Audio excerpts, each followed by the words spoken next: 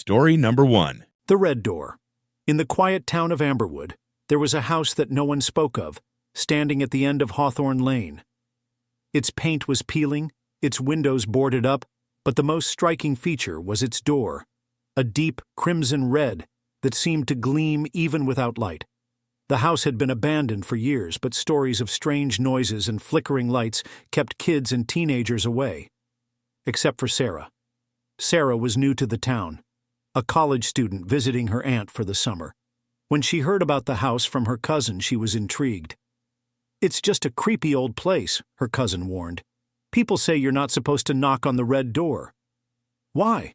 Sarah asked, more curious than afraid. "No one knows. But the people who do, they don't come back the same."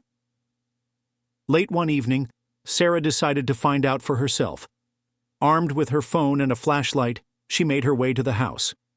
The air grew heavier as she approached, the streetlights dimming. Standing before the red door, she hesitated. It was strangely immaculate, the only part of the house untouched by time. Sarah raised her hand and knocked 3 times.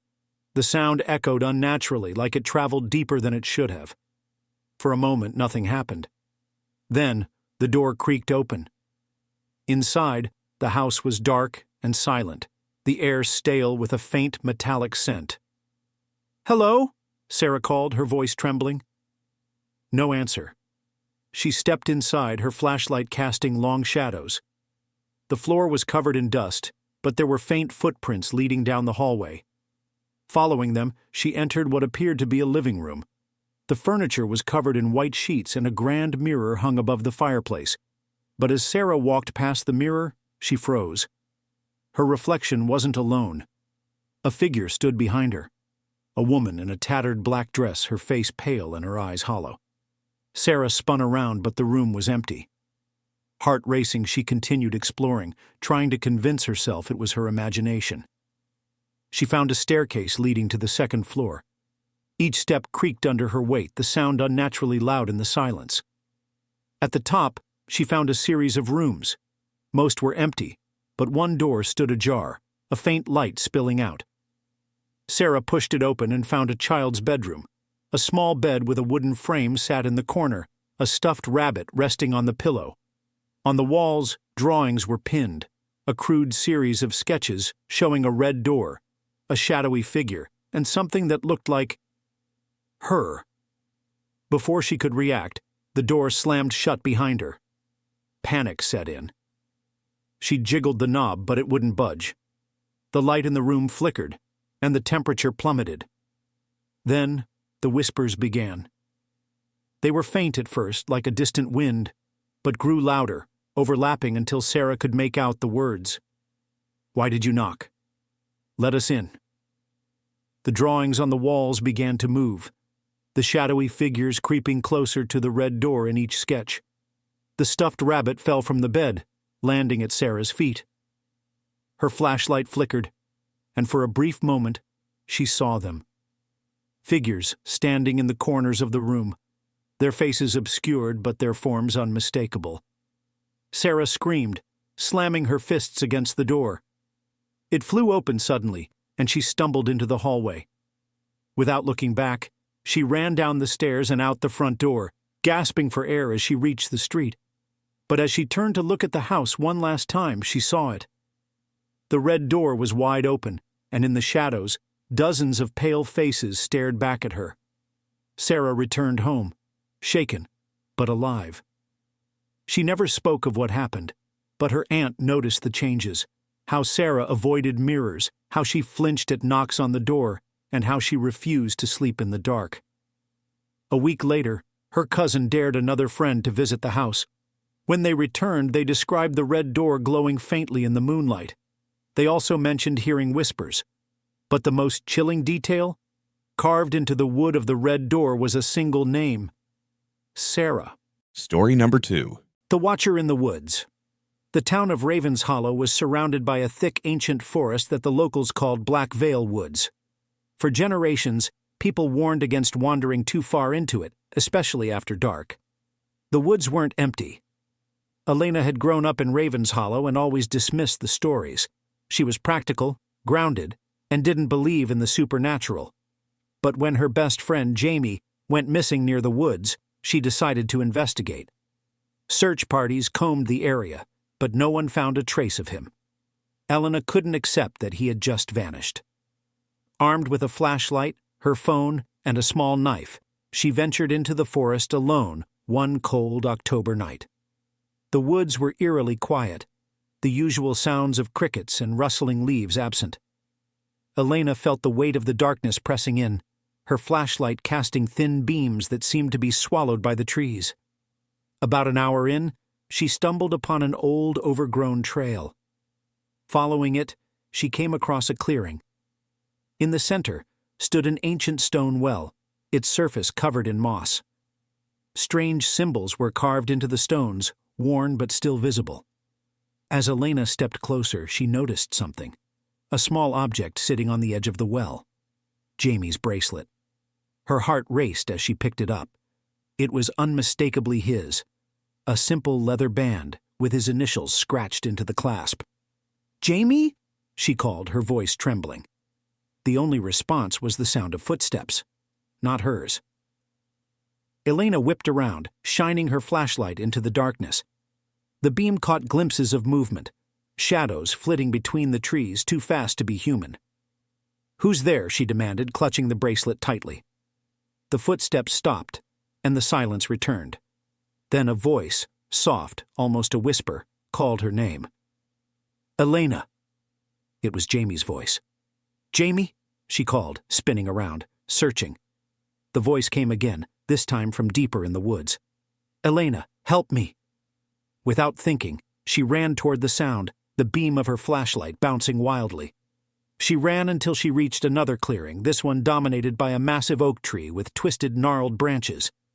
At its base, she saw him. Jamie stood there, his back to her. "Jamie!" she cried, relief flooding her. But as she approached, something felt wrong. He didn't move, didn't turn around. "Jamie?" she said cautiously, stepping closer. When she was just a few feet away, he finally turned. His face was pale, his eyes hollow and lifeless. A twisted smile stretched across his lips. "Elena," he said, his voice distorted, as though layered with something inhuman. "You shouldn't have come." Before she could react, Jamie's form flickered, like a shadow under a wavering light. Then he was gone. The woods around her seemed to come alive, the trees creaking and groaning as if they were breathing. From the darkness, figures began to emerge, tall, gaunt, and featureless, their limbs too long, their movements jerky and unnatural. Elena stumbled back, her flashlight flickering. The figures didn't chase her. They just stood there, staring, or at least she thought they were. And then she heard it again. "Elena." The voice came from everywhere and nowhere, growing louder, more distorted. She turned and ran.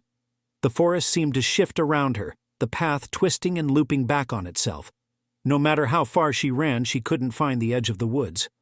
Her flashlight died, plunging her into total darkness. Panic set in as the whispers grew louder, overlapping, a cacophony of voices calling her name. Then the trees parted, and she found herself back at the well. Only this time something was different. A figure stood beside it. It wasn't Jamie. It was tall and impossibly thin, its head tilted at an unnatural angle. Its eyes glowed faintly, like embers, and its long fingers rested on the edge of the well. It didn't move, but Elena felt it watching her. She backed away slowly, her legs trembling, but as she turned to run, she tripped on a root and fell hard. When she looked up, the figure was right in front of her, though she hadn't heard it move. It crouched down, its face inches from hers.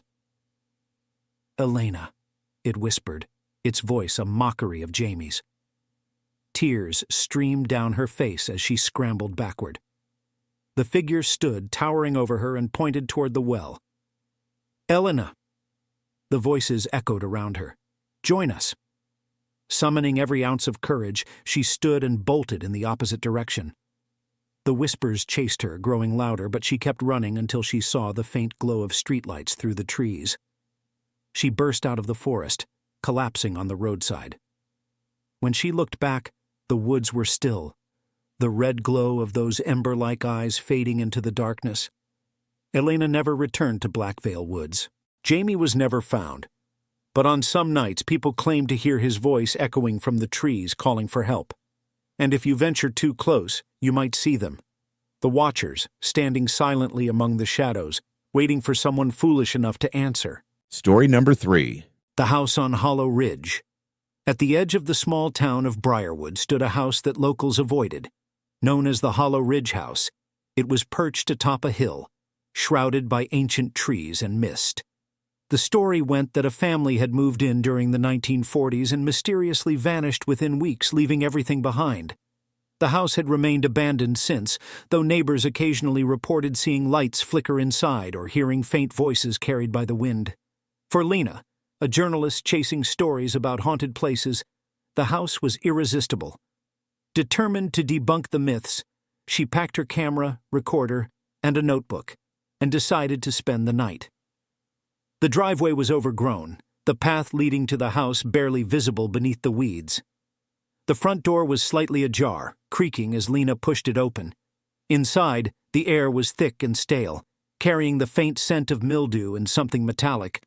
The furniture was still in place, a sofa draped in a sheet, a dining table set for dinner. It was as if time had frozen. Lena started her recording.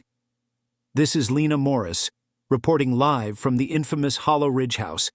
Tonight we're going to see if the legends hold any truth. As she explored the ground floor, she noticed strange details. Photographs on the walls where the faces were scratched out, a clock that ticked despite its hands being stuck at 3:15, and a mirror in the hallway that gave off an unsettling distortion. The stairs groaned under her weight as she ascended to the second floor. There were 3 bedrooms. The first was a nursery, the walls adorned with faded animal wallpaper. A rocking chair sat in the corner, gently swaying. She froze, staring at it. There was no wind. Ignoring the chills creeping up her spine, she moved to the second room. It was a child's bedroom, toys scattered across the floor. On the wall was a crude drawing of a family, 2 parents, a child, and a shadowy figure looming behind them. Beneath the drawing were the words, "It watches." The last room was the master bedroom. The bed was unmade and a wardrobe stood slightly open. As Lena approached, she noticed something on the bedside table, a journal. Flipping it open, she found entries from the mother of the house. At first they were mundane, notes about settling in and decorating. But as she read on, the tone changed. "We hear footsteps at night, but no one's there. The mirror in the hall, it shows things that shouldn't be there. I saw it last night, standing at the foot of our bed. It wants us to stay forever." The final entry was smeared, the writing barely legible. "We can't leave. It won't let us.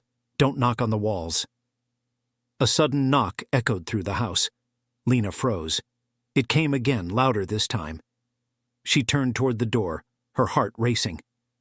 "Hello?" she called. The knock came again, but it wasn't from the door. It was from inside the wall. Her breath hitched as the sound moved, traveling down the length of the hallway. Gripping her flashlight, Lena stepped back into the hall. The house was silent now, the air thick with tension. Then, from the nursery, the rocking chair began to creak again, moving faster this time. Her instinct screamed at her to leave, but curiosity won out. She stepped into the nursery, her flashlight trembling in her hand. The chair stopped abruptly, as if sensing her presence. On the wall, new words appeared, scratched into the wallpaper. "Help us." Lena's flashlight flickered, plunging the room into darkness for a brief moment. When the light returned, she wasn't alone. A figure stood in the corner, its face obscured, its body unnaturally thin and bent. It didn't move, but Lena felt its gaze pierce through her. The air grew colder as it slowly raised a hand, pointing toward the hallway. She bolted, her footsteps echoing as she stumbled down the stairs. But the house seemed to shift around her. The hallways lengthened. Doors appeared where they hadn't been before. She reached the front door and yanked it open, only to find herself staring at the second-floor landing again. "No, no, no," she whispered, panic setting in. The knocking returned, louder, more frantic, coming from all sides now. And then the whispers began. "Stay with us. Don't leave. You knocked. Now it's your turn." Desperate, Lena ran to the living room and grabbed her camera, hoping to capture proof of what was happening. But when she turned it on, the screen showed her, standing still, staring blankly, even as she moved. And behind her the figure loomed closer. Dropping the camera, Lena screamed and made one final dash for the door. This time, it opened, spilling her onto the overgrown lawn. She didn't stop running until she reached her car. The next morning, the police found her car abandoned at the side of the road, the driver's seat covered in dirt and scratch marks. Lena was never seen again. Her camera was discovered inside the house, its footage intact. The final shot showed Lena standing in the nursery, her back to the camera, staring at the rocking chair. And slowly, the shadow behind her reached out.